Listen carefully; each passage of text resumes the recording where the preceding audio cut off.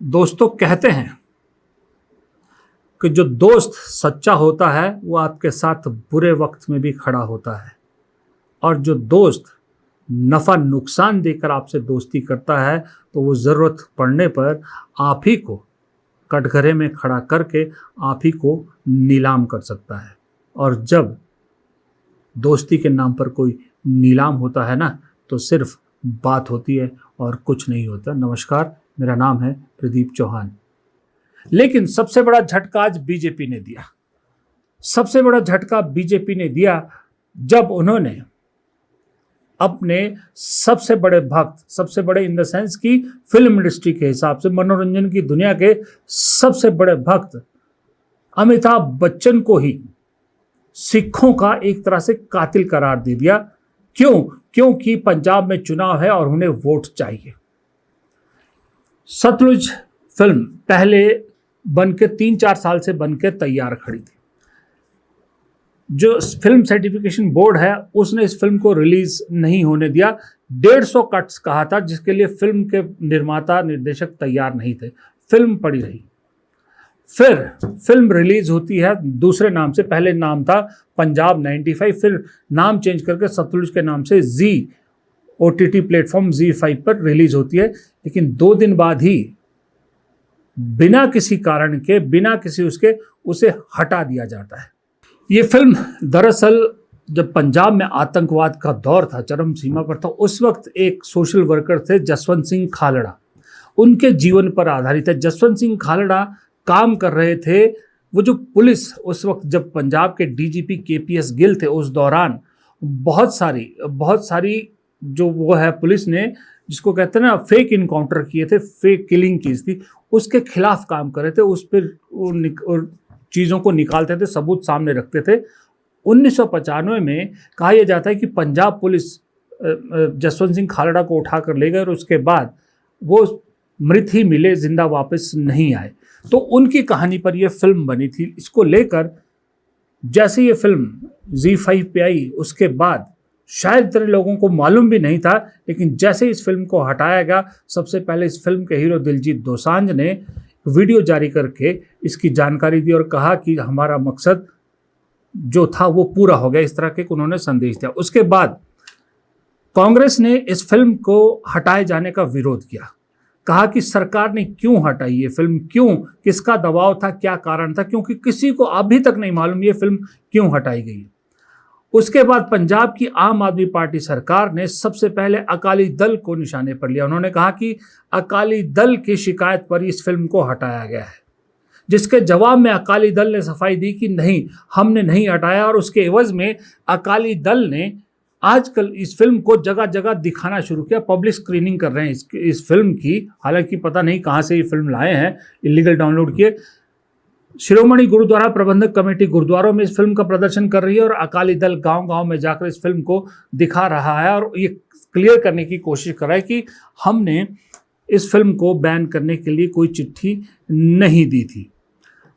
लेकिन बीजेपी शांत थी, लेकिन सब इस फिल्म के सपोर्ट में बोल रहे थे। बीजेपी के लोकल नेता भी कई इस फिल्म को बैन किए जाने के विरोध बोल रहे थे।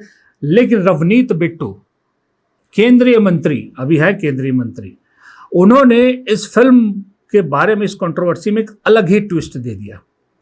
उन्होंने इस फिल्म को एक तरह से, इस फिल्म के producer, director, actor Diljit Dosanjh, इन सब को कटघरे में खड़ा किया कि ये एक तरफ का नैरेटिव इस फिल्म ने दिखाया था, दूसरी तरफ का नैरेटिव क्यों नहीं दिखा रहे। ये ठीक है, वो सवाल सही था उनका या गलत था, वो अलग बात है।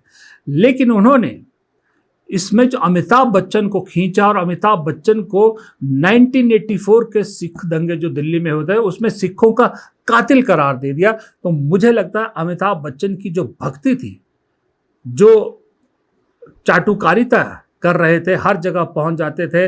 कुछ दिन तो गुजारो गुजरात से जो शुरू हुआ था सिलसिला, अभी तक थमने का काम नहीं ले रहा।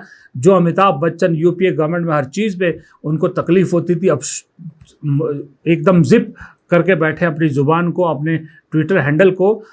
उनको इससे बड़ा आरोप किसी ने नहीं लगाया हुआ जो रवनीत बिट्टू ने अमिताभ बच्चन पर लगा दिया दिलजीत दोसांझ के बहाने।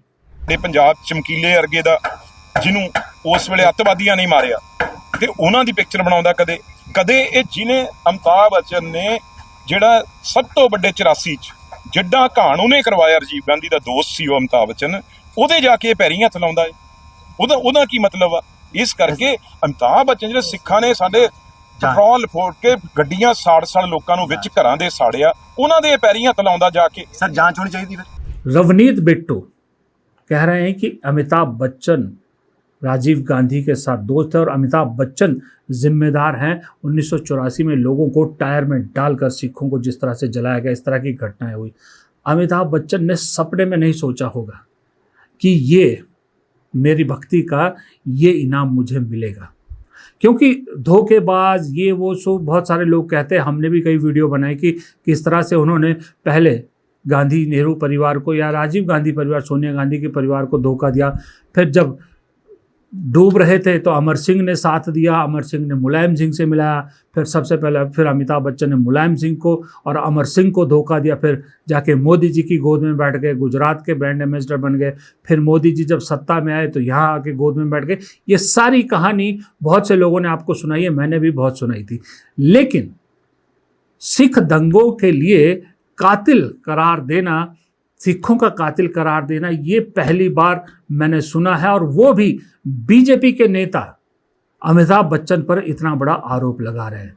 कारण ये, एक तो पंजाब में 4-5 महीने बाद चुनाव है, वहां वोट चाहिए।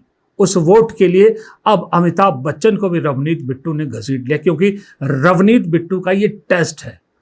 मोदी जी ने मंत्रालय से हटाकर अब उन्हें पंजाब में भेजा है, मंत्री अब थोड़े दिनों बाद हट जाएंगे, पंजाब की जिम्मेदारी दी है, तो उन्होंने अमिताभ बच्चन को भी घसीट लिया। और दूसरी बात यह है कि रवनीत बिट्टू की तकलीफ यह है कि जब जसवंत सिंह खालड़ा वाला मामला हुआ था, केपीएस गिल थे, उसके बाद बेन सिंह पंजाब के मुख्यमंत्री बने थे, वो कांग्रेस के मुख्यमंत्री थे, लेकिन रवनीत बिट्टू के दादा थे।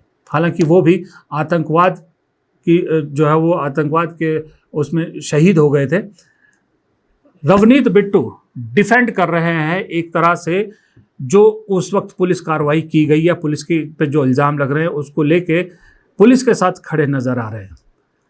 अब इस सब में उन्होंने दिलजीत दोसांझ और अमिताभ बच्चन को भी घसीट लिया। लेकिन रवनीत बिट्टू एक और चीज़ है जो बहुत खतरनाक कर रहे हैं, वो चीज़ है कि पंजाब जैसा राज्य जो आतंकवाद का दंश बहुत बुरी तरह से झेल चुका है, आज भी आप पंजाब से पूछिए कि क्या चीज़ ऐसी है जो आप कतई नहीं चाहते वो हो, तो वो हर पंजाबी ये कहेगा कि हम बिल्कुल नहीं चाहते कि वो आतंकवाद का दौर वापस लौटे।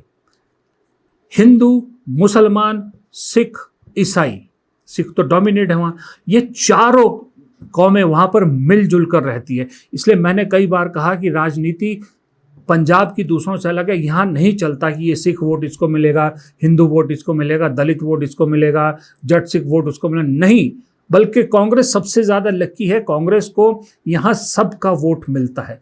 लेकिन रवनीत बिट्टू जब तक कांग्रेस में थे तब तक ठीक थे, तब तक सही बात करते थे। लेकिन जैसे ही वो बीजेपी में गए हैं ना, अब वो बीजेपी का जहर यहाँ पंजाब तक ले आए हैं।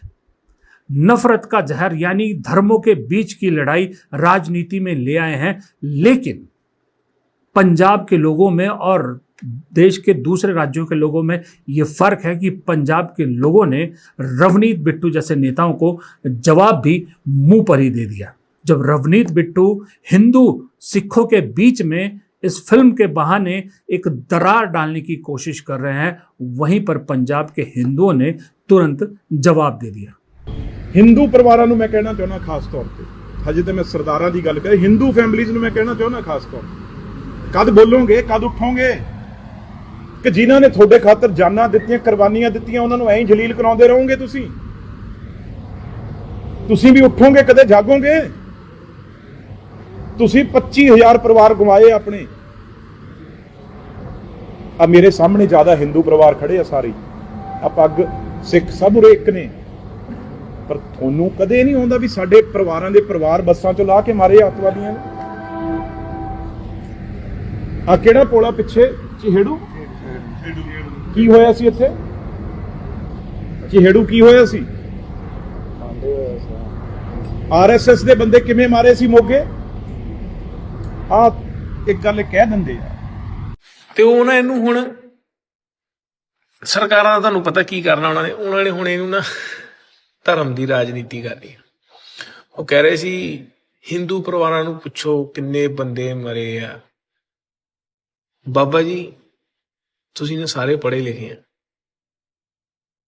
ਹੁਣ ਜਦੋਂ ਕਿਸੇ ਕੋਲ ਕੋਈ ਜਵਾਬ ਨਹੀਂ ਨਾ ਹੁੰਦਾ ਉਦੋਂ ना धर्म की राजनीति शुरू होती है। अब देखिए, जो मैं कह रहा था ना कि इस सतलुज के चक्कर में सब पंजाब में सब नंगे हो गए, सारे नंगे हो गए, और इस हमाम में सिर्फ एक जो साफ सुथरा बच के निकल रहा है वो अभी तक कांग्रेस है।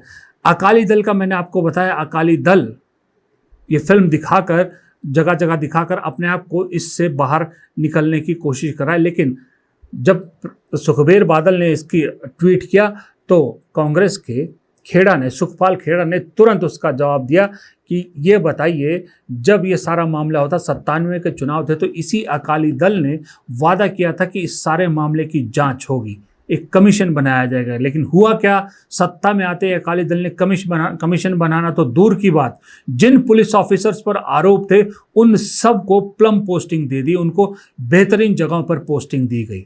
ये सुखपाल खेड़ा ने तुरंत सुखबीर बादल को याद दिला दिया कांग्रेस के नेताओं ने। दूसरा, जो आम आदमी पार्टी बहुत अपने आप को सपोर्टिव कर रही है, इस फिल्म को दिखाना चाहिए, सच्चाई सामने आनी चाहिए, ये सब कह रही है, उसका कच्चा चिट्ठा भी सामने आ गया कि इस सारे मामले में जो मुख्य आरोपी थे, एक डीएसपी थे उस वक्त के, उनका नाम था शायद, माफ कीजिएगा, जसपाल सिंह डीएसपी थे मुख्य आरोपी। वो आजीवन कारावास काट रहे हैं। लेकिन 2023 में इसी आम आदमी पार्टी की सरकार ने उस जसपाल सिंह डीएसपी को जमानत पर रिहा कर दिया, और साथ ही यही नहीं, गवर्नर को चिट्ठी लिखी है कि इनकी सजा माफ की जाए। मुख्य आरोपी जसवंत सिंह खालड़ा केस में डीएसपी। आज हालत यह है कि जसपाल सिंह कहाँ है, पंजाब पुलिस को कोई खबर नहीं। पंजाब, जब ये कंट्रोवर्सी खड़ी हुई तो पंजाब पुलिस तलाश कर रही है जसपाल सिंह की, लेकिन जसपाल सिंह जब तक ये वीडियो मैं रिकॉर्ड कर रहा हूँ नहीं मिला है। डबल स्टैंडर्ड आम आदमी पार्टी का भी सामने आ गया, अकाली दल का सामने आ गया, बीजेपी का सामने आ गया। क्यों? कांग्रेस इसमें कहीं कंट्रोवर्सी में नहीं है, लेकिन कांग्रेस की बदकिस्मती देखिए कि इतने सारे कंट्रोवर्सी के बीच में जब सुनहरी मौका था तो कांग्रेस आपस में ही गुटबाजी के चक्कर में लड़ रही है। जब ये मुद्दा, इतना शानदार मुद्दा हाथ में था, लॉ एंड ऑर्डर का मुद्दा, मैंने आपको बता दिया कि एक एसएचओ एफबीआई की उसमें आ गया, सूची में आ गया, नोटिस जारी हो गया उनके खिलाफ। लॉ एंड ऑर्डर पंजाब में बुरी हालत है, एक ब्लास्ट हो गया, सब कुछ हो रहा है। मौका था भुनाने का, और इस मौके पे कांग्रेस आपस में लड़ रही है। अब इसे आप बुरी किस्मत कहिए या कुछ भी कहिए, अलग बात है, लेकिन इतना ज़रूर है कि अगर जल्द 1-2 दिन में कांग्रेस ये मामले को सुलझा लेती है, आपसी मतभेद को मनभेद बनने से रोक देती है, तो अभी भी मौका है। ये सारे मुद्दे पंजाब में ज्वलंत मुद्दे हो गए इस वक्त, और चुनाव में जिस पार्टी ने इस मुद्दे को भुना दिया वो मुद्दा चुनाव तक बहुत फायदा करेगा। और दूसरी बात, रवनीत बिट्टू का अमिताभ बच्चन पर उंगली उठाना उन सब भक्तों के लिए चेतावनी है जिन्होंने सत्ता बदलते ही अपना पाला पलटा था। ध्यान रखिएगा, आज अमिताभ बच्चन कटघरे में खड़े किए गए हैं, कल को बाकी लोग भी खड़े होंगे, चाहे वो क्रिकेट सितारे हो, चाहे वो दूसरे खेलों के सितारे हो, चाहे वो फिल्मी सितारे हो। भाजपा वोट के लिए किसी को भी कहीं भी कटघरे में खड़ा कर सकती है। याद रखिएगा, जो आडवाणी के, मुरली मनोहर जोशी के, अटल बिहारी वाजपेयी के नहीं हुए, वो किसी और के कैसे हो सकते हैं, ये सोचना भी ज़रा अजीब लगता है। फिलहाल इस वीडियो को यहीं ख़त्म करता हूँ। वीडियो पसंद आया तो लाइक कीजिएगा, शेयर कीजिएगा, कमेंट बॉक्स में आप भी अपनी राय ज़रूर दीजिएगा, और गुजारिश हाथ जोड़ के है कि चैनल को अगर सब्सक्राइब नहीं किया है, प्लीज़ एक सब्सक्राइब का बटन ज़रूर दबा दीजिए, हमें बहुत मदद मिलती है इससे। नमस्कार।